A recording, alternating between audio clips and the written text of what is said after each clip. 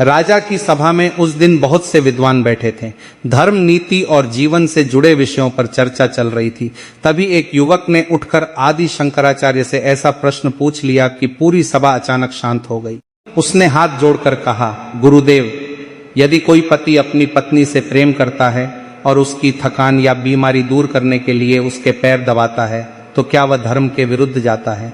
क्या ऐसा करने से पति का सम्मान या तेज कम हो जाता है? और क्या पत्नी को उस सेवा के कारण किसी पाप का भागी बनना पड़ता है? कुछ क्षणों के लिए वहां बिल्कुल सन्नाटा छा गया। आदि शंकराचार्य ने उस युवक की ओर देखा और शांत भाव से बोले, वत्स, तुम्हारा प्रश्न केवल पैरों का नहीं है। असली प्रश्न प्रेम, सेवा, अहंकार और धर्म की समझ का है। यदि मनुष्य इस अंतर को नहीं समझ पाया तो वह जीवन भर धर्म के नाम पर कई भ्रम अपने भीतर पालता रहेगा।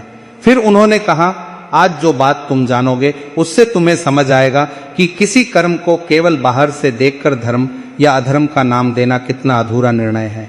हिमालय की शांत वादियों में सुबह का समय था। आश्रम के चारों ओर ठंडी हवा चल रही थी। कई पक्षियों की आवाज सुनाई दे रही थी और आश्रम के भीतर शिष्य वेद मंत्रों का अभ्यास कर रहे थे। उसी समय माधव नाम का एक गृहस्थ तेजी से आश्रम की ओर आया। उसके चेहरे पर चिंता साफ दिखाई दे रही थी। वह सीधे आदि शंकराचार्य के पास पहुंचा और उनके चरणों में बैठ गया। उसने कहा, गुरुदेव, मेरे मन में कई दिनों से एक बात चल रही है। मैं उसका उत्तर खोजते खोजते परेशान हो गया हूँ। आदि शंकराचार्य ने प्रेम से उसकी ओर देखा और बोले, वत्स, जिसके मन में सत्य जानने की इच्छा पैदा हो जाए उसके लिए ज्ञान का रास्ता खुलना शुरू हो जाता है। बिना संकोच अपनी बात कहो।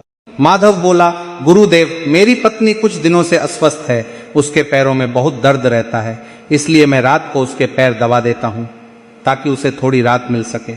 लेकिन गांव के कुछ लोग कहते हैं कि पति को पत्नी के पैर नहीं दबाने चाहिए।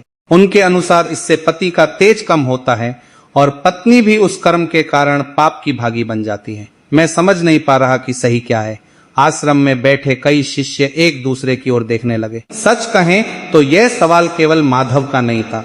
बहुत से लोगों के मन में भी ऐसा ही भ्रम था, लेकिन किसी ने उसे सामने रखकर पूछने की हिम्मत नहीं की थी। आदि शंकराचार्य कुछ देर शांत रहे। फिर उन्होंने कहा, माधव, धर्म को केवल कर्म के बाहरी रूप से मत समझो। किसी काम को देखने से पहले यह देखना जरूरी है कि वह काम किस भावना से और किस उद्देश्य से किया गया है।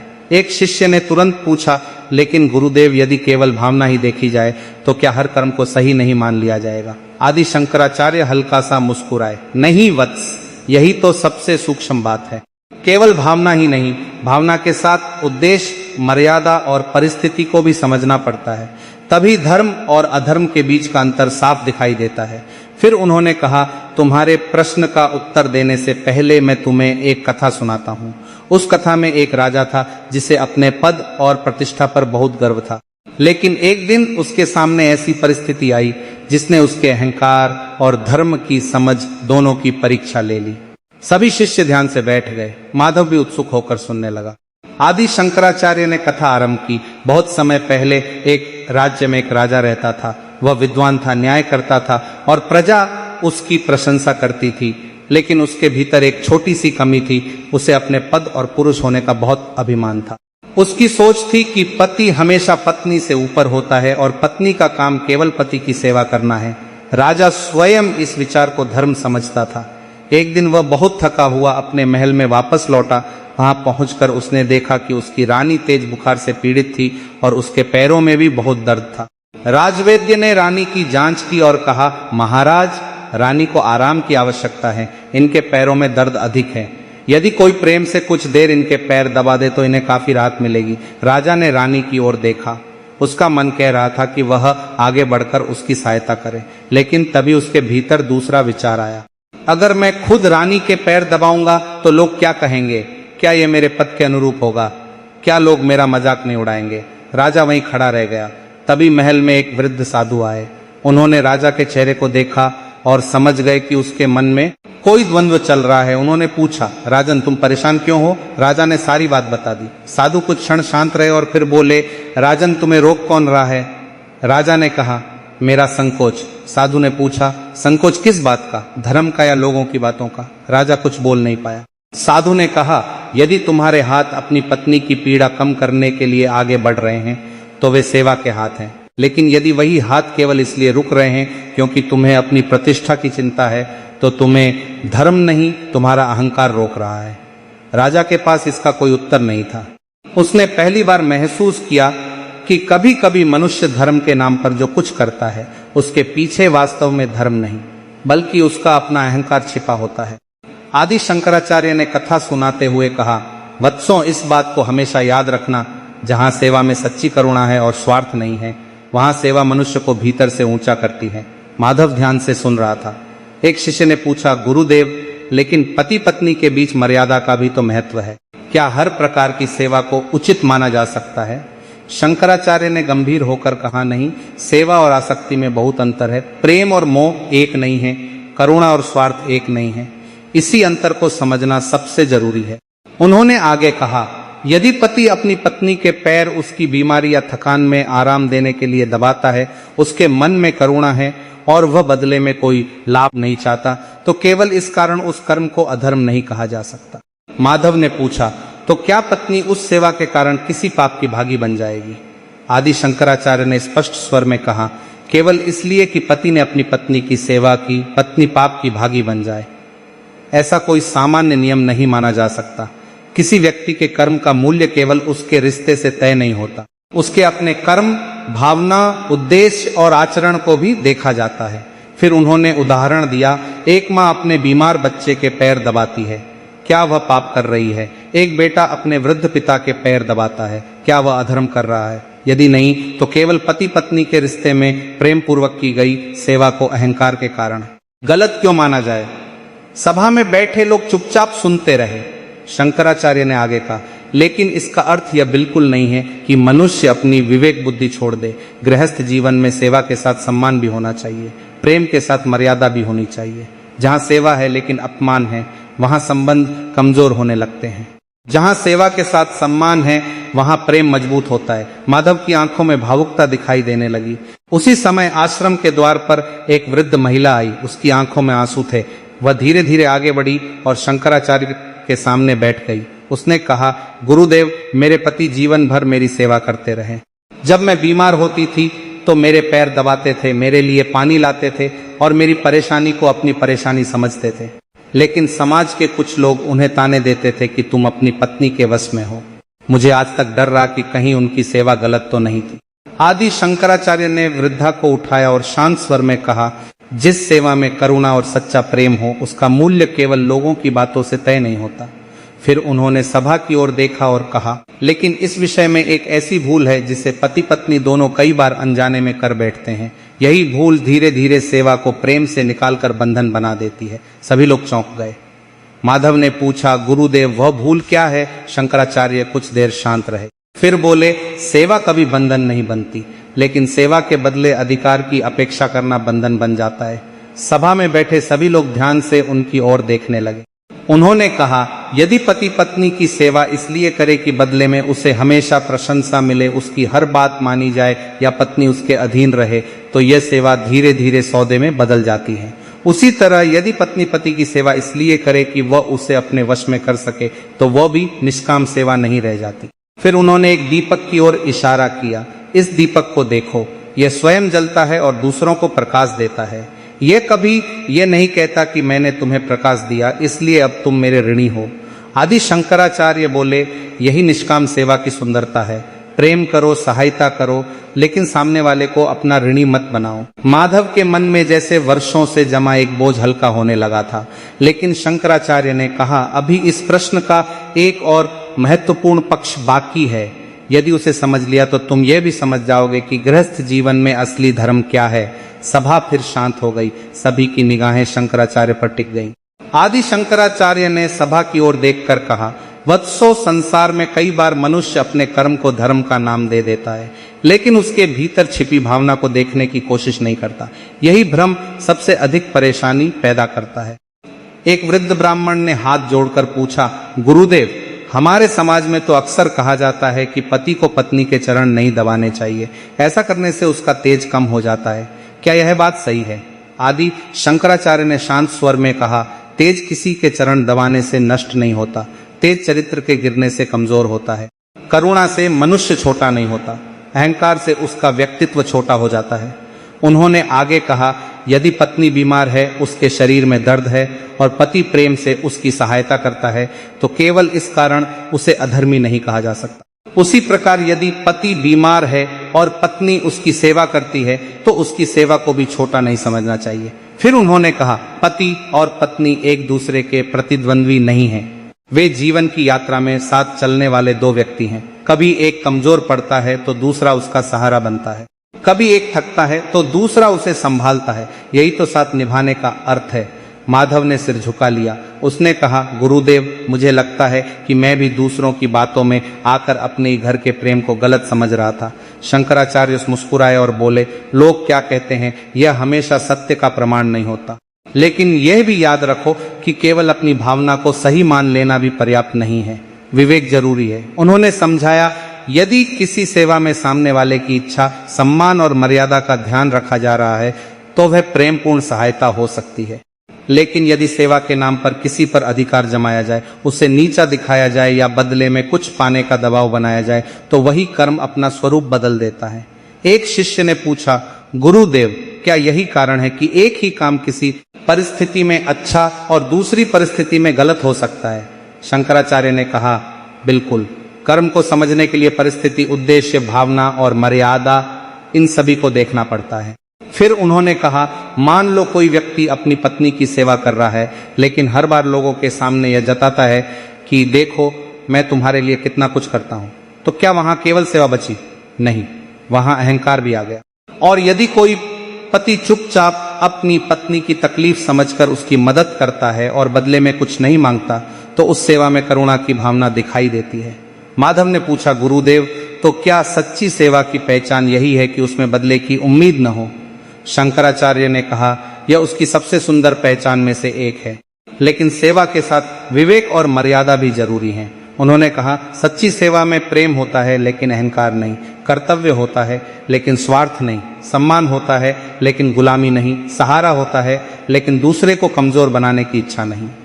फिर उन्होंने सभा में बैठे सभी लोगों से कहा, गृहस्थ जीवन तभी सुंदर बनता है जब पति पत्नी दोनों ये समझे कि सामने वाला उनका नौकर नहीं, उनका साथी है। इन शब्दों ने सभा में बैठे लोगों को सोचने पर मजबूर कर दिया। अगली सुबह फिर वही सभा लगी। माधव रात भर शंकराचार्य की बातें सोचता रहा था। उसके मन में अब एक बात बिल्कुल स्पष्ट होने लगी थी कि धर्म केवल बाहरी दिखावे का नाम नहीं है। आदि शंकराचार्य ने सभा में कहा, वत्सों, धर्म का अर्थ यह नहीं कि समाज क्या कह रहा है उसे आंख बंद करके मान लिया जाए। धर्म का अर्थ यह भी नहीं कि मनुष्य अपनी इच्छा को धर्म का नाम दे दे। धर्म में विवेक, मर्यादा, करुणा और सही उद्देश्य का महत्व है। एक शिष्य ने पूछा, गुरुदेव, यदि कोई पति अपनी पत्नी की सेवा करे तो उसे कैसे समझना चाहिए कि वह सही भावना से सेवा कर रहा है? शंकराचार्य बोले, अपने मन से 3 प्रश्न पूछो। क्या मैं उसकी परेशानी कम करना चाहता हूँ? क्या मैं बदले में कुछ मांग रहा हूं? और क्या मैं उसकी गरिमा का सम्मान कर रहा हूं? उन्होंने कहा, यदि सेवा के पीछे केवल दिखावा है तो मनुष्य को अपने भीतर झांकना चाहिए। यदि सेवा के पीछे अधिकार जमाने की इच्छा है तो उसे भी पहचानना चाहिए, लेकिन यदि सामने वाले की परेशानी देखकर मन में करुणा जागती है और हाथ अपने आप सहायता के लिए आगे बढ़ते हैं तो उस भावना को समझना चाहिए। माधव ने हाथ जोड़कर कहा, गुरुदेव, अब मुझे समझ में आ रहा है कि मेरी गलती क्या थी। मैं लोगों की बातों को धर्म समझ रहा था और अपनी पत्नी की तकलीफ को भूल रहा था। शंकराचार्य ने कहा, यही तो भ्रम है वत्स। कभी कभी समाज के डर से मनुष्य वह काम नहीं करता जो प्रेम और करुणा उसे करने के लिए कहती है। फिर उन्होंने कहा, लेकिन ध्यान रहे, प्रेम के नाम पर विवेक को छोड़ना भी ठीक नहीं। जहां सम्मान नहीं वहां प्रेम अधूरा है, जहां सहमति नहीं वहां सेवा का भाव भी प्रश्नों के घेरे में आ सकता है, और जहां अपमान है वहां केवल सेवा का नाम देने से संबंध पवित्र नहीं हो जाता। सभा में बैठे सभी लोग ध्यानपूर्वक सुन रहे थे। शंकराचार्य ने आगे कहा, गृहस्थ जीवन में पति और पत्नी दोनों को एक दूसरे के सुख दुख को समझना चाहिए। किसी एक का कष्ट देखकर दूसरा ये न सोचे कि ये मेरा काम नहीं है। जिस घर में दोनों एक दूसरे का सहारा बनते हैं वहां छोटी छोटी सेवाएं भी रिश्ते में बहुत बड़ा प्रेम पैदा करती हैं।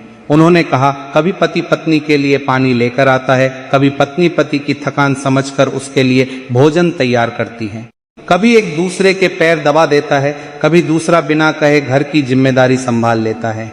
इन छोटे छोटे कामों में ही तो रिश्ते की गर्माहट छिपी होती है। माधव की आंखें भर आईं। शंकराचार्य ने उसे देखकर कहा, वत्स, याद रखो, प्रेम का मूल्य इस बात से नहीं तय होता कि सेवा कौन कर रहा है और किसकी कर रहा है। प्रेम का मूल्य इस बात से समझो कि उस सेवा के पीछे मन में क्या है। फिर उन्होंने एक बात और कही जिसने पूरी सभा को भीतर तक सोचने पर मजबूर कर दिया। सेवा तब सुंदर है जब वह सामने वाले को सहारा दे, लेकिन यदि सेवा करके तुम सामने वाले को जीवन भर अपने एहसान के नीचे दबाना चाहते हो तो वह सेवा नहीं रह जाती। सभा में फिर मौन छा गया। शंकराचार्य ने कहा, इसलिए अपने घर में सेवा करो, लेकिन उसका हिसाब मत रखो। प्रेम करो, लेकिन बदले में गुलामी मत मांगो। सम्मान दो और सम्मान पाने की पात्रता भी अपने आचरण से बनाओ। माधव ने हाथ जोड़ दिए, लेकिन शंकराचार्य ने कहा, अभी इस प्रश्न का अंतिम रहस्य बाकी है। वही रहस्य तुम्हें बताएगा कि पति पत्नी का संबंध वास्तव में किस आधार पर टिकता है। सभी शिष्य उत्सुक होकर उनकी ओर देखने लगे। अगली सुबह आश्रम में फिर सभा लगी। माधव सबसे आगे बैठा था। उसके मन में अब केवल एक ही इच्छा थी कि आज उसे इस प्रश्न का अंतिम उत्तर मिल जाए। आदि शंकराचार्य ने शांत स्वर में कहा, वत्सों, आज इस प्रश्न का अंतिम उत्तर सुनो। सभी शिष्य ध्यान से बैठ गए। उन्होंने कहा, पति का पत्नी के चरण दबाना अपने आप में न धर्म है न अधर्म। उसी प्रकार पत्नी का पति की सेवा करना भी केवल बाहरी रूप देखकर पुण्य या पाप नहीं बन जाता। किसी भी कर्म को समझने के लिए उसके पीछे की भावना, उद्देश्य, परिस्थिति और मर्यादा को देखना आवश्यक है। माधव ध्यान से सुनता रहा। शंकराचार्य बोले, यदि कोई पति अपनी पत्नी की बीमारी या थकान में प्रेम पूर्वक उसकी सहायता करता है, उसके कष्ट को कम करना चाहता है और बदले में कोई स्वार्थ नहीं रखता, तो केवल चरण दबाने की वजह से उस कर्म को अधर्म नहीं कहा जा सकता। और यदि कोई व्यक्ति सेवा के नाम पर अपने साथी को अपमानित करता है, एहसान जताता है, बदले में अपनी हर बात मनवाना चाहता है या उस सेवा का उपयोग अधिकार जमाने के लिए करता है, तो उसे केवल सेवा कह देने से उसका भाव शुद्ध नहीं हो जाता। फिर उन्होंने कहा, यही बात पत्नी पर भी लागू होती है। पति की सेवा करना अच्छी भावना हो सकती है, लेकिन यदि वह सेवा डर, दबाव या स्वार्थ के कारण हो तो केवल बाहरी कर्म देखकर उसे महान सेवा नहीं कहा जा सकता। एक शिष्य ने पूछा, गुरुदेव, तो फिर गृहस्थ जीवन का सच्चा धर्म क्या है?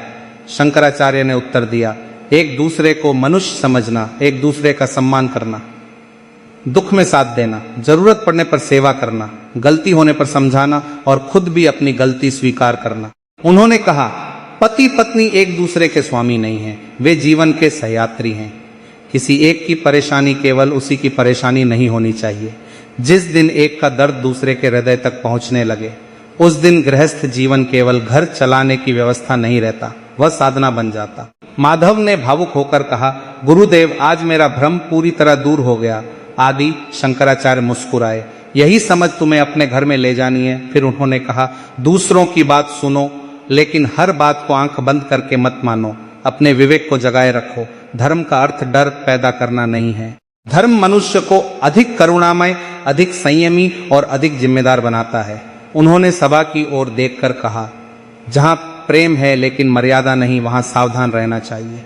जहां सेवा है लेकिन सम्मान नहीं, वहां सावधान रहना चाहिए। जहां त्याग है लेकिन बदले में अधिकार की मांग है, वहां भी सावधान रहना चाहिए। लेकिन जहां प्रेम के साथ सम्मान है, सेवा के साथ करुणा है और संबंध के साथ मर्यादा है, वहां गृहस्थ जीवन बहुत सुंदर बन सकता है। उस दिन आश्रम से लौटते समय माधव के मन में अब कोई डर नहीं था। वह समझ चुका था कि अपने बीमार जीवन साथी की तकलीफ कम करना किसी बाहरी दिखावे का विषय नहीं, बल्कि उसके लिए प्रेम और जिम्मेदारी का विषय है। लेकिन इस कथा की सबसे बड़ी सीख केवल पति द्वारा पत्नी के पैर दबाने तक सीमित नहीं है। सीख यह है कि हमें किसी भी कर्म का निर्णय केवल उसके बाहरी रूप को देखकर नहीं करना चाहिए। कई बार वही काम प्रेम से किया जाए तो संबंध मजबूत करता है और स्वार्थ से किया जाए तो संबंध कमजोर कर देता है। किसी की सेवा करके उसे एहसान के नीचे दबाना सेवा नहीं है। किसी की मदद करके बदले में अपना अधिकार जमाना प्रेम नहीं है। किसी के साथ रहने का अर्थ यह नहीं कि वह व्यक्ति हमारा अधीनस्थ बन गया। पति पत्नी का रिश्ता बराबरी, सम्मान, विश्वास और सहयोग पर टिकता है। जब पत्नी थक जाए तो पति उसका सहारा बने, जब पति परेशान हो तो पत्नी उसका साथ दे, जब दोनों में से कोई बीमार पड़े तो दूसरा उसकी सेवा करे, और जब कोई गलती करे तो दूसरा उसे नीचा दिखाने के बजाय समझाने की कोशिश करे। यही छोटे छोटे व्यवहार घर में बड़ा प्रेम पैदा करते हैं। सच्ची सेवा वह है जिसमें मन कहे तुम्हें तकलीफ है इसलिए मैं तुम्हारे साथ हूँ, न कि यह मैंने तुम्हारे लिए इतना किया है इसलिए अब तुम्हें मेरी हर बात माननी होगी। यही अंतर प्रेम और स्वार्थ के बीच है, यही अंतर सेवा और सौदे के बीच है, और यही अंतर धर्म और केवल दिखावे के बीच है। इसलिए यदि कोई पति अपनी पत्नी के पैर इसलिए दबाता है कि वह थकी हुई है, बीमार है या उसके पैरों में दर्द है और वह उसके कष्ट को कम करना चाहता है, तो केवल इस बाहरी कर्म को देखकर उसे अधर्म कह देना उचित नहीं होगा। लेकिन साथ ही यह भी याद रखना चाहिए कि किसी भी रिश्ते में प्रेम के साथ सम्मान, मर्यादा और दूसरे व्यक्ति की इच्छा का ध्यान रखना जरूरी है। आदि शंकराचार्य की इस कथा का सार यही है, धर्म केवल हाथों से किए गए कर्म में नहीं बल्कि उस कर्म के पीछे छिपी भावना और उसके उद्देश्य में भी दिखाई देता है। जहाँ करुणा है वहाँ मनुष्य का हृदय बड़ा होता है, जहाँ सम्मान है वहाँ रिश्ता मजबूत होता है, जहाँ निस्वार्थ सेवा है वहाँ प्रेम गहरा होता है, और जहाँ अहंकार आ जाता है वहाँ सबसे सुंदर रिश्ता भी धीरे धीरे कमजोर पड़ने लगता है। इसलिए अपने घर में यह मत देखिए कि कौन किसकी सेवा कर रहा है, यह देखिए कि कौन किसके दुख को समझ रहा है, क्योंकि घर बड़ा होने से सुखी नहीं होता। घर तब सुखी होता है जब उसमें रहने वाले लोग एक दूसरे के दर्द को अपना दर्द समझने लगते हैं।